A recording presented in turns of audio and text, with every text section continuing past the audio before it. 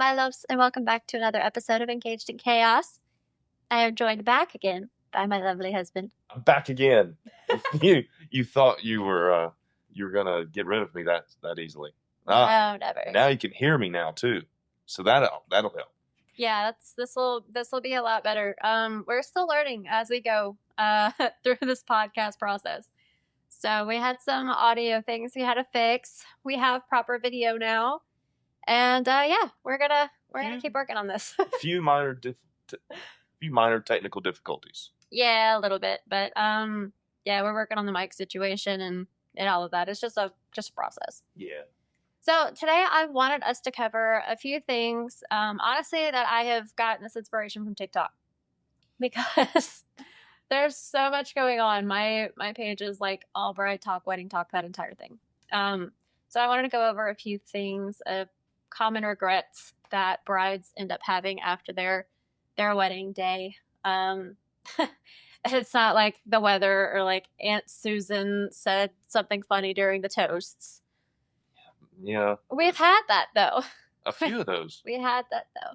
One of our past brides actually ended up commenting on one of our videos, talking about, I think it was her brother-in-law, something like that, and it went a little unplanned. Oh, it was the best man. Oh, the best man. It was the best man who did not prepare a speech, so he went off the cuff and he winged it. He winged it and thought he was funny. He thought he was funny. Yeah, her comment was like, make sure you have the speech prepared and planned for the speeches. Oh, it was okay though. I honestly don't even remember what he said, so it couldn't have been that bad, right? Regret number 1 that we want to go into. Number 1. It's like those top 10 shows, you know? That was so dramatic. I loved it. Shouldn't we go in reverse order from like...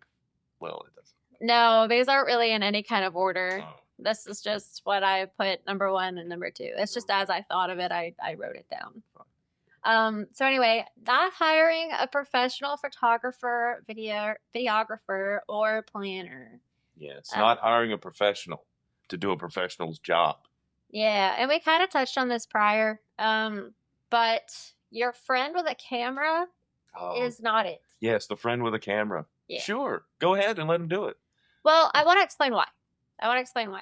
It's not that your friend doesn't love you or care about you or any of that. They want to help.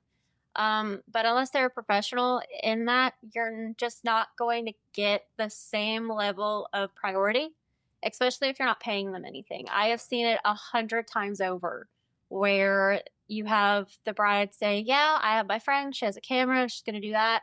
I don't even have to pay anything for it. And then it's like 6, 7, 8 months after the wedding's over and they have no photos.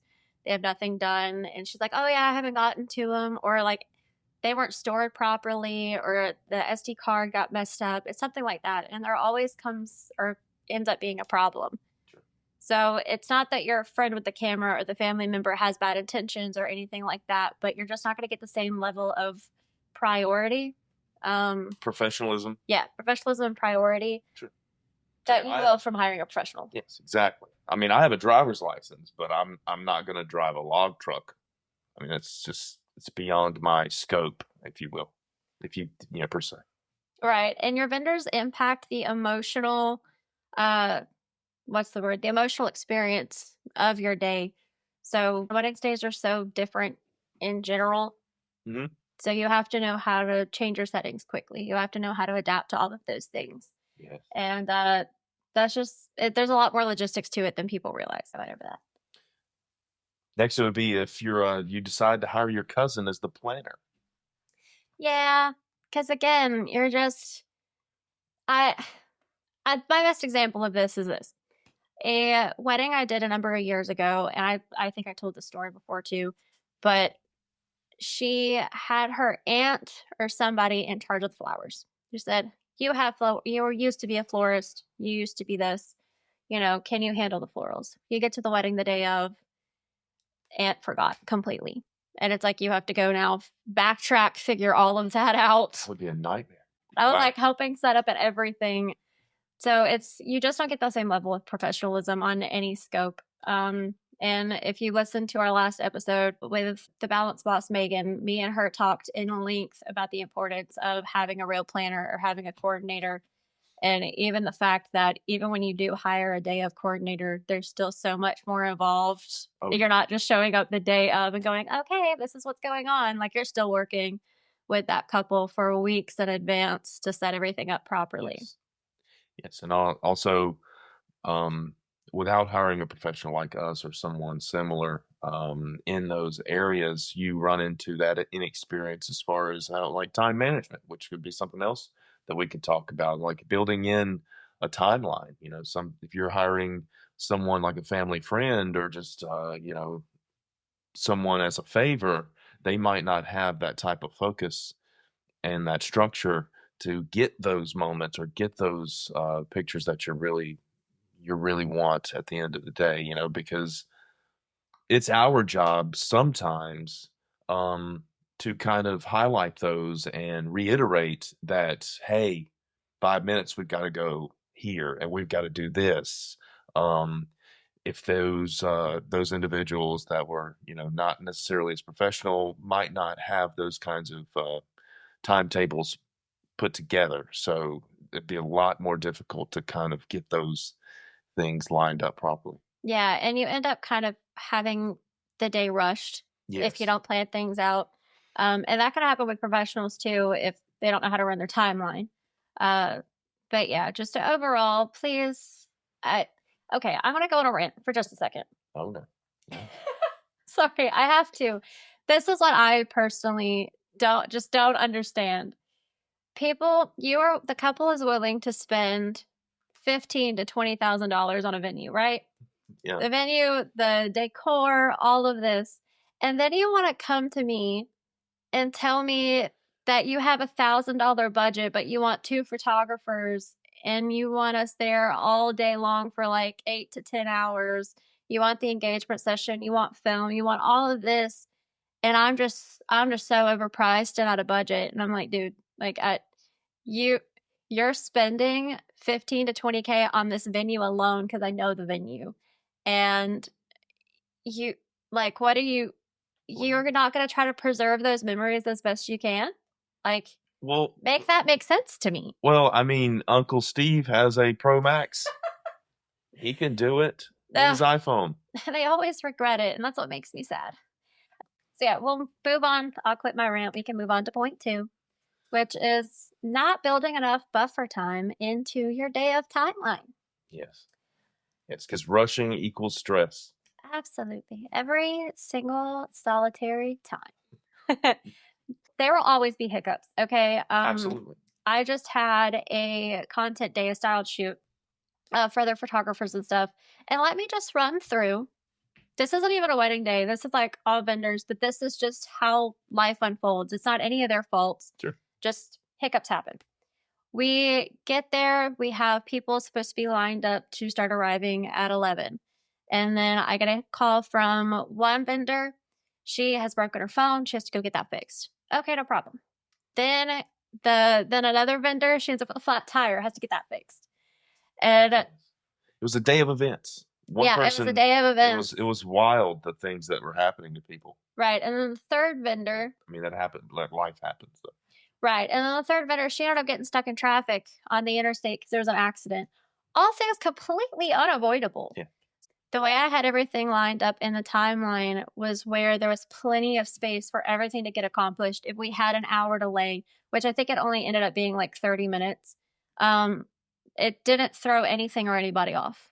It just went, okay, this is what's going on. Are you okay? Is all of this, are you well? Is everything okay? You're all right. Okay, bet. Like, get here when you can. We'll be waiting. Hope, as long as you're good, I'm good. We're fine. But everything worked out great. Oh yeah, everybody got there. Everybody had a wonderful time. I'm going to make our own little special episode talking about that. Yes. The workshop episode. The workshop That's going to be episode. fun. I loved it. We had so much fun. And I got to shout out all of our vendors and all that stuff on that. It was Absolutely, yeah. Definitely. It literally just happened. Yes, so I've still got a lot of photos to edit and stuff before I can share. But how do you avoid having a rush timeline. Well, at least 15 to 30 minutes of a cushion to every single block. So I had a wedding, or we had a wedding almost 2 months ago, and we were only 10 minutes away from the ceremony spot from where we were getting ready. But because of traffic and stuff, I just said, you know what, just in case like the first touch goes a little long or any of the bridal photos that we were doing at the getting ready area go too long, we need extra time. I'm literally going to put a 45-minute block for driving from getting ready to ceremony spot just in case we needed it. And we literally needed every single second of that 45 minutes because we had to like, it was in a state park. So we had to sit there, we had to wait, we had to pay to get in. We had to like do that whole thing. Yeah, it was just at least 10 minutes just to get into the park.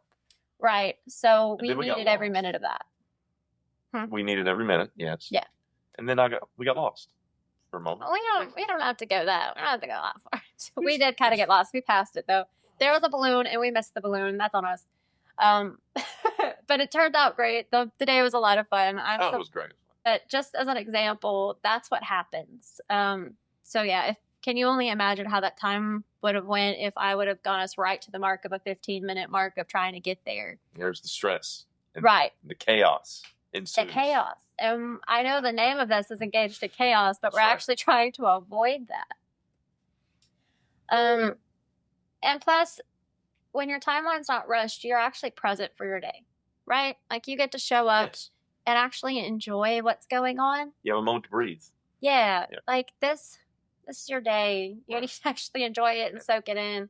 But if you're just going from A, B, C, and like going down a list of prompts or just going through the motions and like, okay, I just got to get this through. This is what we've got to do. I've got to take these photos in the ceremony and take these photos and eat and then go all through here. Yes. You're just so rushed. You don't end up remembering. You're not in the moment. You're just going from one thing to another. It's all a blur. And you just, yeah. That's unfortunate if that happens. Something I haven't seen a lot of people do this, but I really want to see this come to pass. I don't think brides and grooms should be getting ready separately anymore. I want that to change. Whoa.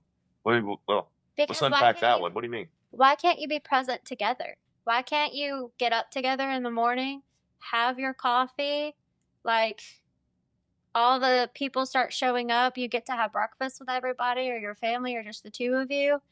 You can start getting ready together. Or even if you're just in the same house or the same whatever. Oh, I see what you mean. So you're saying like if someone, like you're saying the early part, they shouldn't be separate. They shouldn't be separate the entire day. I see what you mean by that because that can be stressful. Right. If you're just without the person that is really can be your rock and you're without that rock for half a day of the most important days of the two of your lives. You're only getting like from at best 3 to 4 p.m. to 8, 9 p.m. like onwards with your partner when you could honestly have most of the entire day with them and spend the morning with them. I want to see that become a trend because I think that's just great. Yeah. I mean, honestly, we did that. We didn't really do a whole bunch. We got up in the morning, we had breakfast, we went up and we helped set up our own venue and everything like that. And I was like, okay, well, it's time for us to like go actually get dressed. You went your way, I went my way. So you still are keeping the tradition, if you would like to, of the first look or like walking down the aisle and having that traditional first moment there. But you're still getting more time with your partner early in the day. Yes. And I think it would help with people's nerves. It could, definitely. You know? Because there's so many situations where where I've been in a situation with the groom and his nerves are, pretty intense and he's a little worked up but then that, that first look or that first touch happens and that just kind of washes all of that away.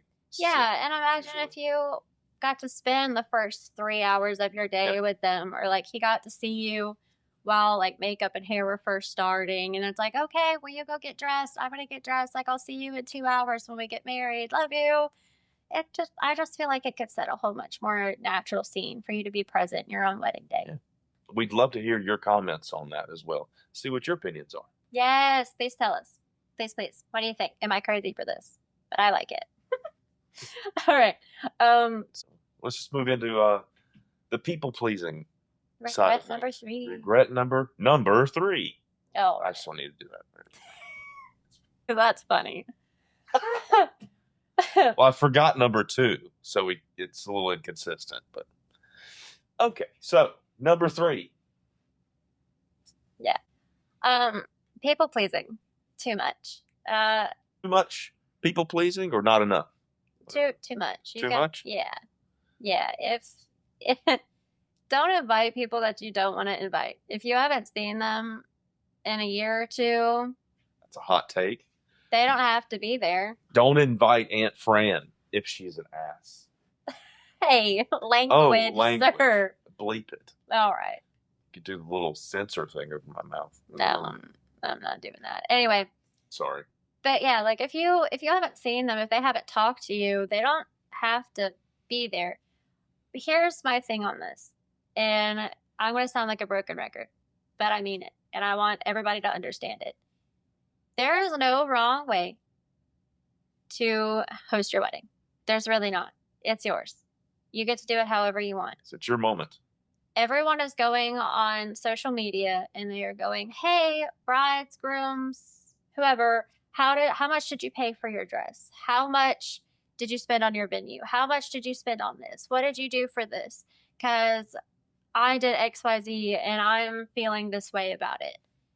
And then the comment section is either saying, oh gosh, you spent too much, or oh, I spent way more than you. And it turns into this big comparison thing. Yeah, why are we having a measuring contest? Right. And not only that, like your wedding represents your personality as a couple. It represents your personalities together and your love together. Why would you want it to be a dead copy of anybody else's wedding? There's a price point for everybody. Yes. So what I recommend is you sit down with your partner and like have this planned out, have a serious conversation, and go over your values. We talked about this with Megan last week too.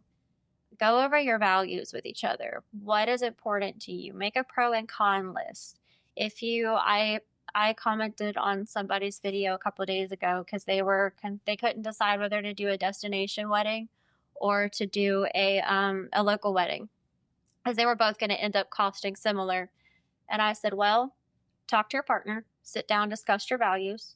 Do you value having all of your friends and family there and having a bigger party at the end? Or do you value more of a destination wedding where it's a smaller guest count, but you can have more of an aesthetic and more of your dream vendors and more of a once in a lifetime kind of experience?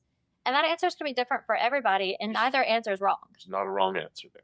Precisely. So it's just going over what's most important to you. Yes. And kind of just say nobody else matters. Yeah. Okay. So you can't let family pressure you into things like mom's work friends don't need to be there. They don't.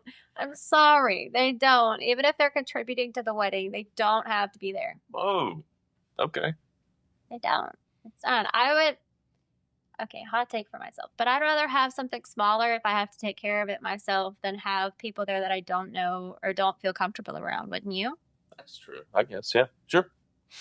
But yeah, you can't have a fear of being rude or being extra, like... Saying no. Yeah, it's okay to say no. And it's okay to also make compromises, because I'm not saying go be mean to mom. Never. But, like... Yeah. Be reasonable about Maybe her work best friend can come. But, yeah, like 1, but not 10. Right. You see what I'm saying? The entire office can't show up. Right. There's compromises that absolutely can be made, because you don't get this day back. No. You only, fingers crossed, you only have to do this once, and it goes right the first way. And it goes really quickly, too. It's really fast. And that kind of ties back into making sure you have a good photographer. Because you don't remember it half the time. No, there's a lot of moments you'll miss because it's just there's a lot going on. Yeah. Yeah. All right. Regret number 4. Yeah. Let's. Okay. I'm sorry, friends. I'm sorry. Anyway, Regret number 4, either not doing a first look or regretting doing one. I've seen this as a hot topic lately.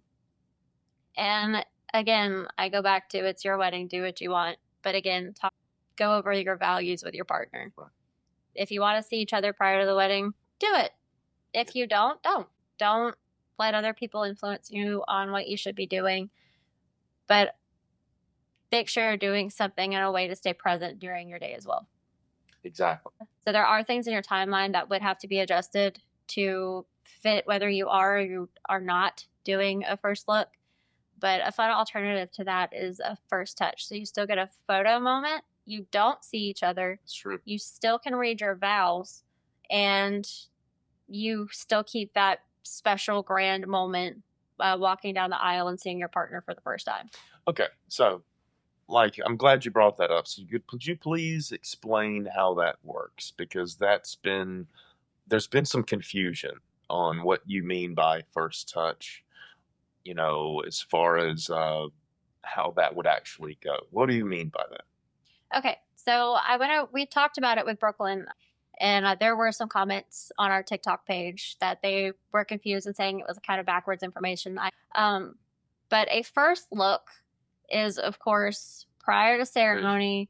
You are setting something up, you're turning around, you're seeing each other for the first time, and then you can go into a vow reading or just have a moment with each other. Your photographer and videographer are there, but we kind of stay back, let you guys have your moment, and go from there. A first touch is where you do not see each other. Yes. Well, let's reiterate that. You do not see each other. Thank you.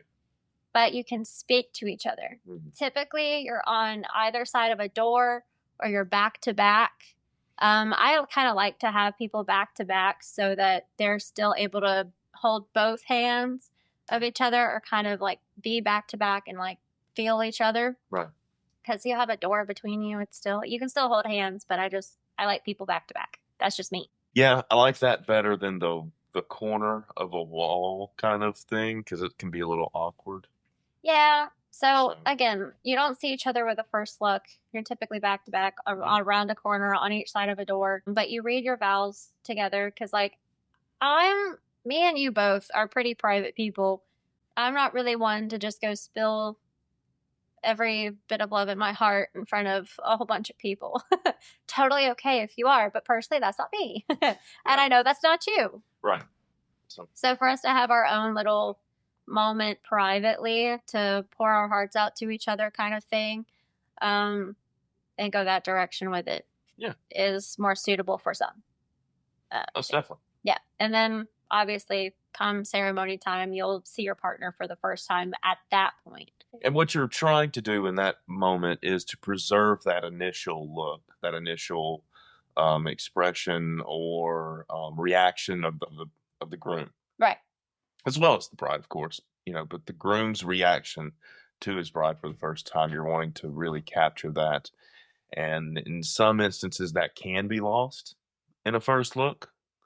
Rarely though, because we've done several first looks and it's just something about seeing your wife to be like, here it is, it's happening now, she's walking down the aisle. That initial reaction can be like dramatically different sometimes. Yeah, it's like it's happening, it's real. Really, yes. So I guess there are a few different schools of logic when it comes to it, or what preferences. None of them are wrong. Right. It just comes down to what you value. Yeah. So anyway, I think that's kind of all I got for that one. All right. Okay, so let's move on to the next one. Not being in the moment, or actually just taking the time to be in the moment. Yeah, so that's super important. We kind of touched on it earlier about staying present in your wedding day, so you actually live it and enjoy it. There's somebody who really wants to be used. If you have a bridal party, make use of them for those small things. Not your planner, not for your photographer, not for your videographer, not for your florist. Yeah. But if a button needs to be sewn onto a shirt, if you need water, somebody needs help with something, the planner needs help, delegate somebody for that. Don't be afraid to take 5-minute pauses throughout your day. If you want to soak in when you first get in your dress and go, hey, I need a minute, I try to plan in advance for that. So with those extra buffer times that I put into the timeline, or I work with your planner to put into the timeline, Yes. it's a lot easier to go, hey, do you want a minute? Do you want to just talk with your girls for a sec? And you do the same thing with the guys. It's like, hey, you look great. You've ended up like helping people tie their ties and bow ties and all that stuff onto them. And it's Sure. like, hey, do you need a minute? Do you want to chill for a sec? Like, eat some food, chill out, listen to some music, enjoy this moment before we move on to the next part of the day. And there's absolutely nothing wrong with that, but you do have to plan for that in advance. Yeah, Um, I definitely check with my groom because typically with the groom, I just yeah. definitely check with him, multiple times during the day, see if he, where he's at, how is he doing. I guess their hype team, we're part of their, We help advocate for them yes, if they need anything. yes, we are their advocates. Again, try to avoid the comparison thing on social media. I can't speak to this enough. Social media is great for inspiration to pick things out Hmm. that you want to use, Sure. like a color palette or something of that sort. But to just want to pick out an entire photo and replicate that, it's not always the best. And also, everybody's wedding is different. Everybody's budget is different. Everything is always different. Or who's to say that that moment that you're looking at in that photo was artificially manufactured? Like it wasn't a necessarily, not to say it wasn't a real photo, but maybe it was a styled shoot, or Yeah. maybe it was something that was a lot went into that to make that perfect shot. That can sometimes look nearly unattainable. Yes. And sometimes it is. And right now, Pinterest is kind of being overloaded with AI images. And I'm going to keep sounding like a broken record talking about that too. Like AI images, they're composites that a computer put together. They're not a real photograph that somebody took. So pick something out of it to use. Don't just go right into and try to replicate something. Yes, if the bride has 6 fingers in the photos, those are not real. Did you see?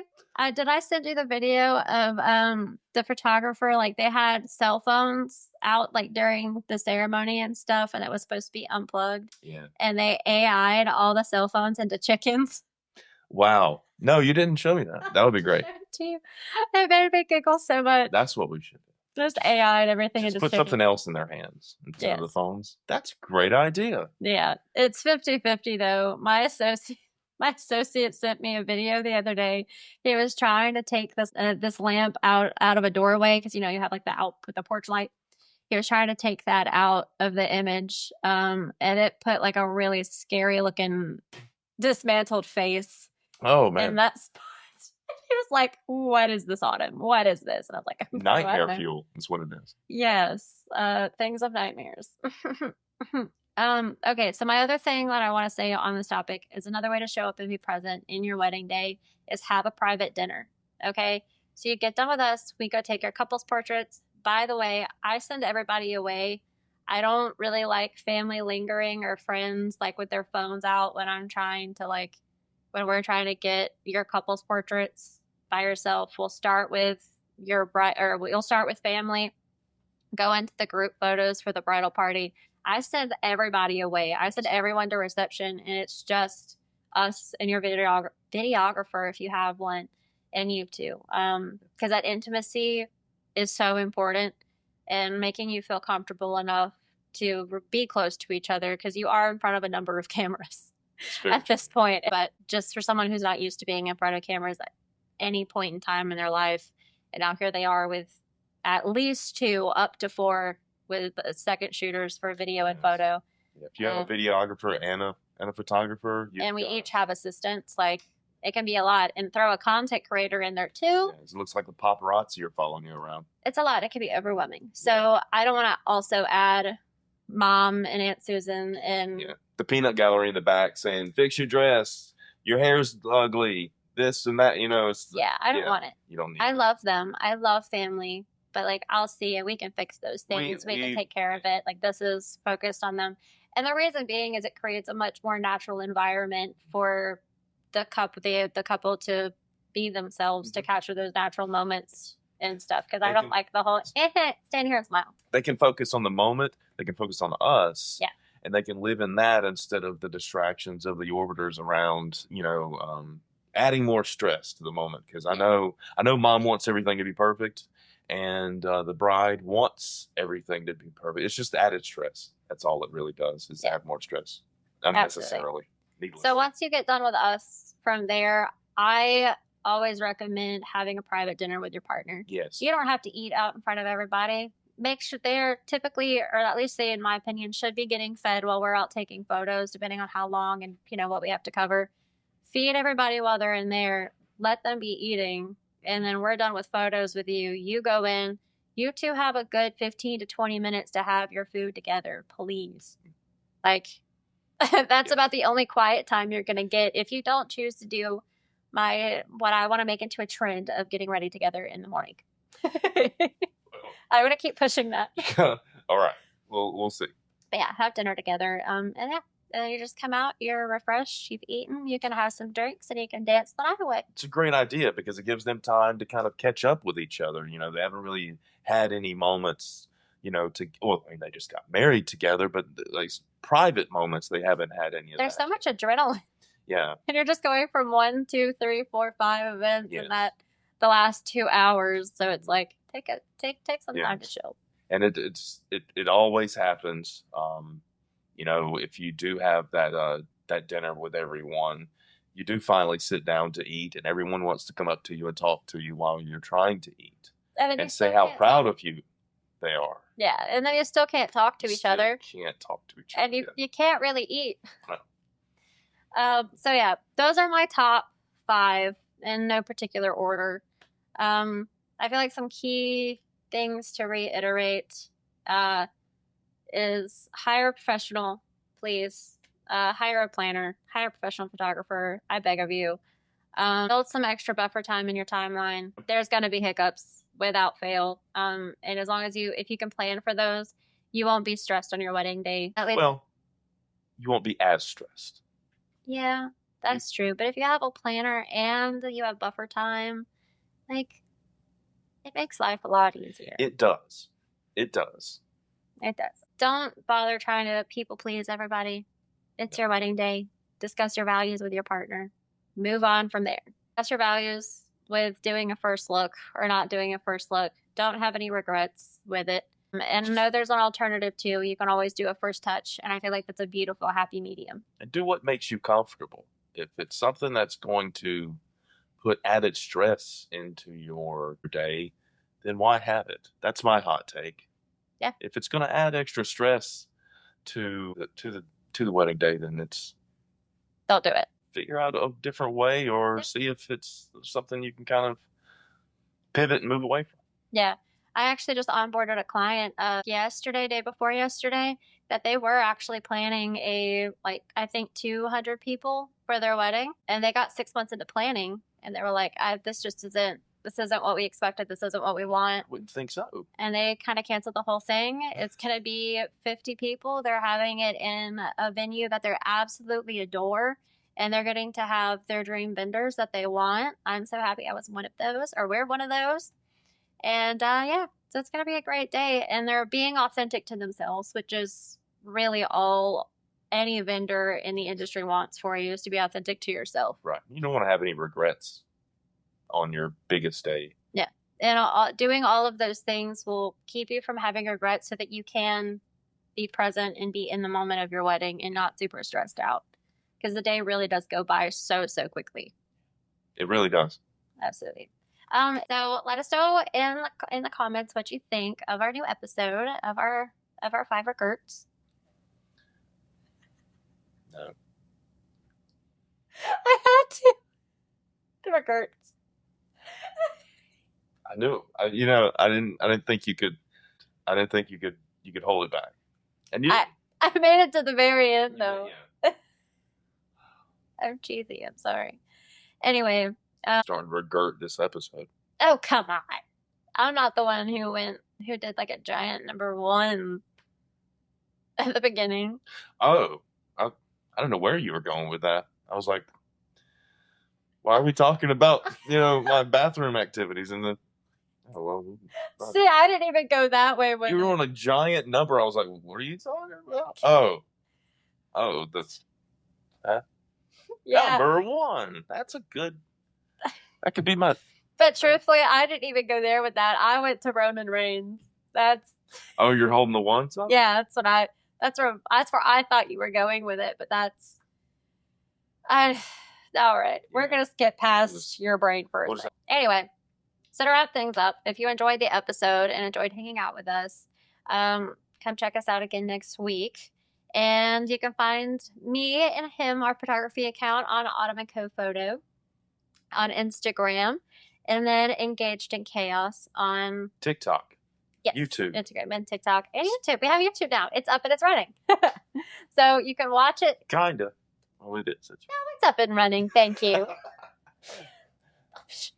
But anyway, yeah. So we're up on YouTube. You can actually watch us if you want to, or listen to us wherever you get your podcasts. What? Oh no. All right. Bye, loves.